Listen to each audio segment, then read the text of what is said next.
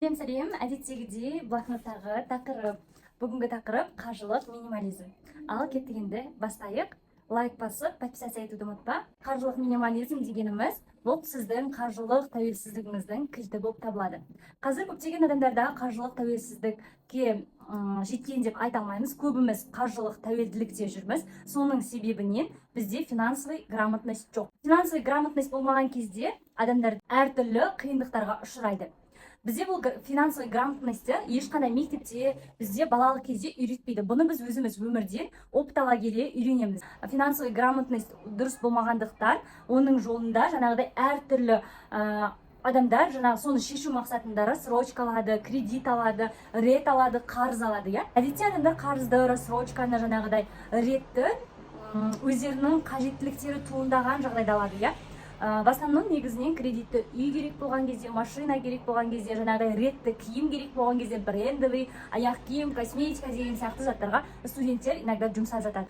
Одан бөлек жаңағыдай үйлену үшін той жасаймыз деп кредит, рассрочкалар алынып жатады. Одан бөлек жаңа қалыңмалға төлейміз, үй аламыз, тамаққа аламыз деген сияқты алынып кете береді. Әсіресе бір зарплатадан екінші зарплатаға өмір сүретін адамдарда көбінесе қарызға алу, рассрочкаға алу бір үйреншікті әдет сияқты болып қалады. Не үшін? Себебі олар ойлайды, келесіде мен ақшам түскен кезде сол ақшадан ана қарызымды жауып тастаймын деу арқылы ол дұрыс емес ойсы. Неге? Себебі финансовый грамотность жоқтың әсерінен ол ары қарай қайтадан қарызға кіру себебін ойламайды. Сонда болсаң, яғни финансовый минимализмді өміріңе енгізетін болсаң, онда сен өзіңе нақты не керегін білесің, қандай бренд керегін, қандай киімнің керегін, қандай косметиканың керек екенін нақты білетін боласың. Және де жаңағы интернеттегі блогерлердің анпакинг жасап көрсетіп жатады ғой өзі, косметикаларын, киімдерін деген сияқты. Соларға қызығып, эмоциялық тұрғыда бір қызықтап сен барып сатып алып қоймайсың.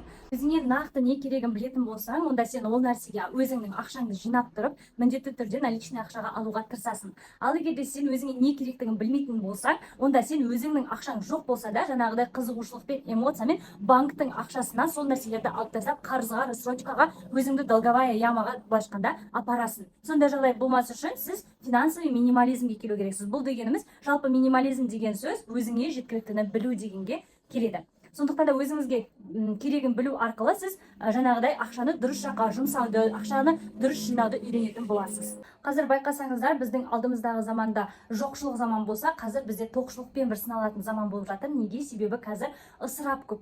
Яғни ысырапшылық көп болғандықтан біздің сынақтарымыз да соған байланысты. Біз жаңағыдай инстаграмда, әлеуметтік желілерде блогерлердің, яғни анпакинг жасап жатқанын, неше түрлі реклама етіп жатқан заттардың көреміз де, сол нәрселерді өзіміз ана таянша пайдаланып жатыр екен. Значит, ол жақсы өнім деген сияқты ой қалыптасып, біз өнім өзіміз де қолданып көргіміз келіп, ақшамыз жоқ болса да оны банктың ақшасына алып, кредитке, рассрочкаға алып қолданамыз. На самом деле оны соңына дейін де қолданбаймыз, жарты жолға дейін қолданамыз да, до конца қолданбай тағы бір нәрсе реклама десе, дальше ары қарай сол нәрсені алуға асығамыз, потому что бізде жаңағыдай эмоциялық тұрғыда алғымыз келіп тұрады. Яғни потребитель, ала бергім келеді деген бізде ішімізде бір сондай нәрсе пайда болады. Сондықтан да бұл неге пайда болады? Себебі біз өзімізге ненің керектігін білмейміз. Кім нені мақтаса, соны алуға асығамыз эмоциялық тұрғыда.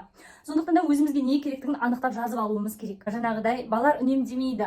Байлардың қалаған затын алады, қалаған затын киеді. Не ұнайды саған барда ал. Саған ақшаң жоқ болса да сол нәрсеге жету үшін сенде бірінші мына нәрсе болу керек деген сияқты нәрселерді бізге пропаганда ретінде енгізгеннің әсерінен біз оны нормально деп қабылдап, ақшамыз жоқ болса да сол нәрселерге ұмтыламыз. Ақшамыз жоқ болса да 500 адамға той жасауға ұмтыламыз. Ақшамыз жоқ болса да кредит алуға, ақшамыз жоқ болса да қарыз алуға біз эмоциональный тұрғыда өзімізді итермелейміз.